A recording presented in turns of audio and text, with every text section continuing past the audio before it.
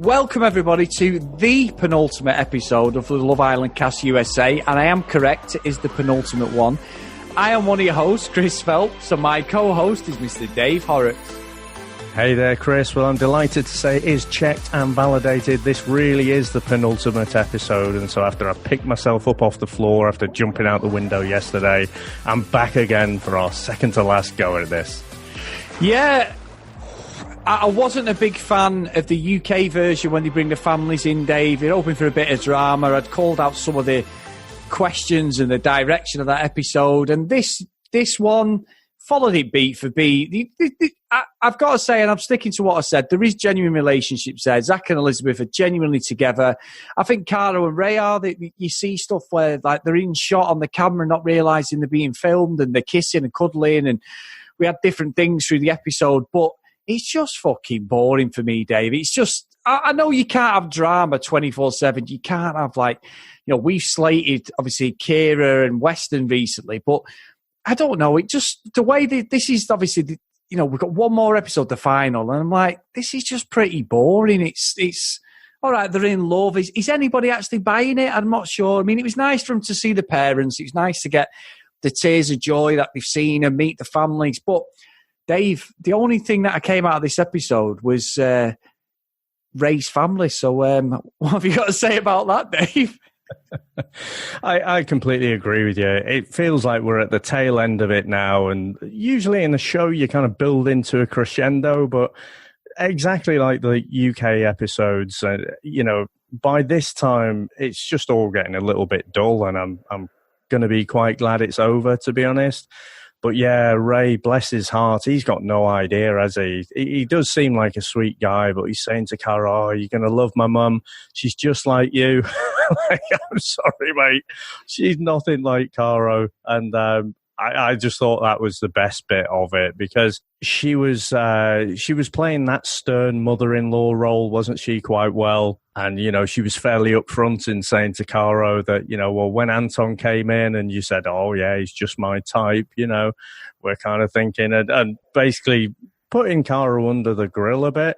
And I think she felt that, because she was in the diary room a bit later, wasn't she? And she was in tears. And I actually thought, even though she was kind of emotional, it sounded like a normal voice at some point there. When she's normally putting on this little baby voice because it's really cute. But when she was a bit emotional, it sounded like, for the first time, I think, that was her real voice. But that was the only real interest, I think. I mean, what did you make to that, Chris? Yeah, I just think that no matter who Ray gets with, unfortunately, I don't think they're ever going to be good enough for him. The only thing I could say maybe positive about his mum was maybe because she's got so engrossed in the storytelling within the show, she's believed every single minute of it. We know Caro started with Cashel, she moved on to Anton, she's had a bit of flirt with other people, then she ends up with Ray. And it has been solid between her and Ray now for a good probably 10 to 14 days. There is a genuine connection. As I said before, on screen, there looks like there's definitely something there. It goes one or two ways. She's either just completely protective because of what's happened. She doesn't trust Caro, or she's just never going to like anybody who Ray gets with, and nobody's going to be as good as his mum. I can see it, Dave. I see it. I've seen it in my family, this sort of thing. It's just life, innit? At the end of the day, it's a show, and maybe she's just not getting the fact that in some respects, a lot of the things that are set up are for show. But I genuinely believe, and I'm not a big fan of Caro, that there is a connection there, Dave. How long it lasts, I don't know. But I genuinely think at this present moment in time, they are both end to each other. Yeah, I completely agree. And I'm going to sing the praises a little bit of the narrator, who we've not always been singing the praises of, but he did deliver another great line, I thought, tonight, where he said, Ray's mum has got his doubts about Caro because, well, she's been watching the show. I thought, fair enough. Yep. So, but I agree. I think she is flirty, isn't she? And she was going about from guy to guy. Remember old George, who was the first one to go, I think, wasn't he? And so that was already number 2 on her list. And like you say, I don't know if it's 14 weeks. It probably just 14 days. I think it probably just feels like it. It feels more like a week or something like that. But they do seem to be quite strong now, and they do live at opposite sides of America. So, I think Ray's in New Jersey, isn't he? She's in LA. So who knows what will happen outside of the villa? But no, I do. It does seem authentic to me. Yeah, it does. I think all of them look like the couples, Dave. Alexander and Dylan, again, I mean, his family came in and it was all positive, wasn't it? There is a genuine connection between them two guys. And I just keep liking the fact that they high-five each other, looking, saying, why are we still in here? I know it was in the last episode, but I just think it's so honest. I think... Dude. Sweet. Yeah, exactly. Yeah, excellent. Yeah, and all like that. They're going to get 100,000 to share, aren't they? Minus taxes, obviously, as the narrator said. But it's still a game show, Dave. So even if they're playing the best game of poker, I am actually believing that the couples are genuine in this more than the UK one. I just don't know whether it is a game or not. I'm a bit more sucked into the feelings between them all. But I do think, like you said yesterday, it's Zach and Elizabeth to lose as far as I'm concerned.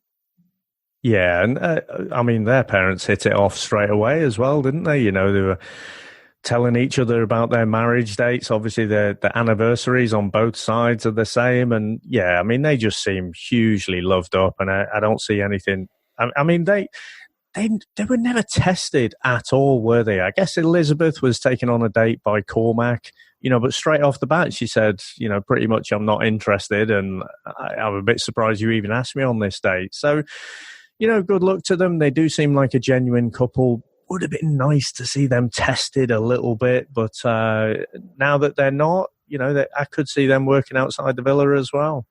Yeah, I think that's a very good point, to be fair, David. And we did get to see Weston's dad, who is an absolute classic cowboy. I love the Stetson, Dave, with the big moustache. Brilliant. Proper Dallas. He looked like a rancher off Dallas, didn't he? So absolutely cliched to heck, and brilliant though, and he seemed like a really genuine guy, his dad, to be honest. He obviously, there's a good bond between the both of them. Yeah, when they were walking down, I had to do a little bit of a double take at first because I was watching it on a small screen, and then I was like, what's Weston actually doing walking in? Oh no, it's his dad. Yeah, honestly, Dave, I swear to God, I thought the same thing, because he's got the same stance, the posture. Obviously, Weston gets it off him, because they grayed him out, didn't they, to say who's part of whose family. So you had like Emily's best friend, and then you had obviously his sister. Is it his sister and his dad came in? Yeah, and they grey him out. And I did. I'm with you. I was thinking, because I was watching it on my phone, and I've got an 8+, and it's a big screen. And even I thought, God, that's a bit strange. He's walked him in. So yeah, good spot, to be honest, Dave. But again, it just felt there was not a lot going on other than this Caro thing and Ray. I really struggled to have any enthusiasm for this episode, unfortunately, because, like I say, I've said it before, I don't want drama every single second. It gets boring very quickly. You want a bit of activity, but it just felt like this is the sort of episode that's not really needed. They could have gone straight to the final for me and just played the final out. I know we'll have the final tomorrow, and like I say, I'm with Elizabeth and Zach all the way, I think, but it's just going to be, again, dragging it out. I think this is just a totally unnecessary thing, because they're going to see the families anyway in the final.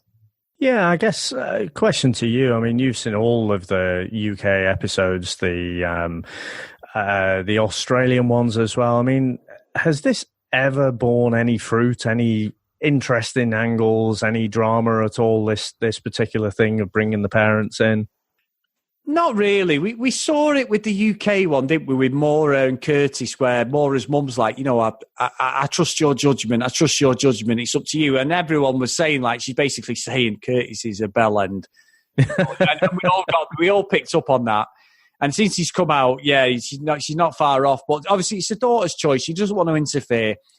Not that I can remember, Dave, I've never seen once any parents come in and go, that guy is an absolute prick, or that girl is an absolute prick, or whatever. I've not seen that at all. It's usually niceties, because if they've made it that far to the end, I think the parents probably get a bit swept up in the fact that they're going to be on TV, and it's all, it's the son or the daughter at the end of the day. It's their decision. If you start saying, throwing them under the bus or whatever, sometimes it can break their relationship as a parent, and you're probably the same. It's you tread a fine line. You'd hope to tell the truth, but you obviously don't want to fall out with your kids or anything. So I'm saying that from a series point of view, Dave. It's not like my sort of normal answer, but I'm not sure what it brings to the table. Like you said, I've never seen it kick off. I'd love to see a dad come in and absolutely nail, not punch anyone, but absolutely go at a bloke who's been really bad with the daughter, or vice versa, and a mum come in and tear strips off the girl because they think they've been treated badly, their children. But it's simply not happened. Yeah, no, so, I mean, I guess it seems to be the format and they're going to continue to do it, but I was just interested if, in theory, like you say, it could make someone uncomfortable, but usually by this stage, surely you've weeded out all of the chaff, haven't you? So, it's couples who are going to be in the final. I'm trying to think if in between the parents coming in and the actual final, if we lost any couples in the UK. I don't think we did we? No, it's set now. It's set for the final day. That's exactly right. And I think it was quite cute, really, yesterday's episode, getting rid of Jared and Kira, because they were a couple. It would have been totally wrong if they'd actually won it and they're not even coupled up. So it made sense. I think it does go to a vote. Sorry, Dave. It's interesting you say that, because there was a lot of calls in the UK season, wasn't there, that they should pair up Ovi and Amber as like a friend couple. There were quite a lot of people calling for that and having the first friend couple to win the series. So I think you're right. I don't think it's in keeping with the series, but just from this last season, there were calls for that. But I mean, to be honest, that's because there was chemistry between Ovi and Amber. There was absolutely nothing between Jared and Kira there. So, Dave, obviously I've shown my hand. Who are you going with? I know you mentioned it yesterday. Are you still sticking with Zach and Elizabeth?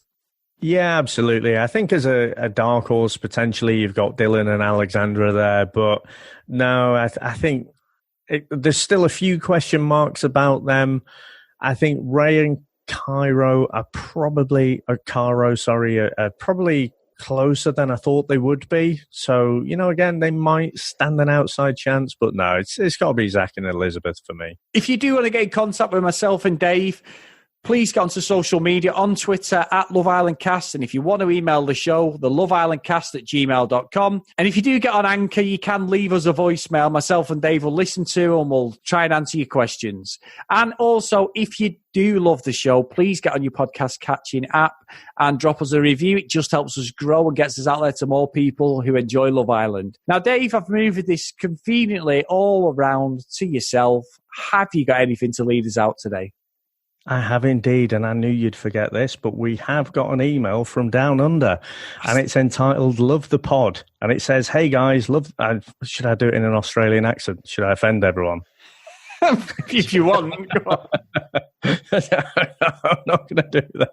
It just comes out Cockney. So, hey guys, love the pod down here in Australia. Thanks for all your hard work. Not sure if you're open to suggestions, but you put spoilers in your titles. If I haven't watched the show and I open my podcast player, sure enough, I'll see your episode and get the episode spoiled. You got me good today with the Yemen and Asata leaving. Anyway, it's not a huge deal, but if it's all the same, count my vote for not putting spoilers in your episode titles. Cheers, lads. Hopefully you guys will keep it going through next year's Love Island UK, as I really love your work, Brendan. And so that's absolutely brilliant. Thanks very much, Brendan. And you're absolutely right to call us out. So Chris and I discussed it. And yep, sure enough, when we look at the episode titles, we don't tend to agonize about them too much. But yeah, retrospectively, when we go back and we look at that, it is spoiling the episode. So and that's not fair. So what we'll do going forward is we'll make sure that it's the title's suitably ambiguous. Yes, and I'm taking full responsibility for that mistake. So apologies, Brendan, and anyone else there who's been spoiled on that one, Dave. And also, Chris, one of the reviews that we missed, because, iTunes, the way it segregates the reviews, it's all by country code. So you had like one store for the UK, one for the US. And I had missed one that was for Australia. So this is from Ruthie P. And it says, Best Love Island podcast. Love listening every day. And that's a 5-star review. So apologies, Ruthie, for missing that one out, but really appreciate you sending that one in. So there we go, Chris. Finishing off the US Island podcast with a bit of Australian news there. So what have you got to lead us out with today?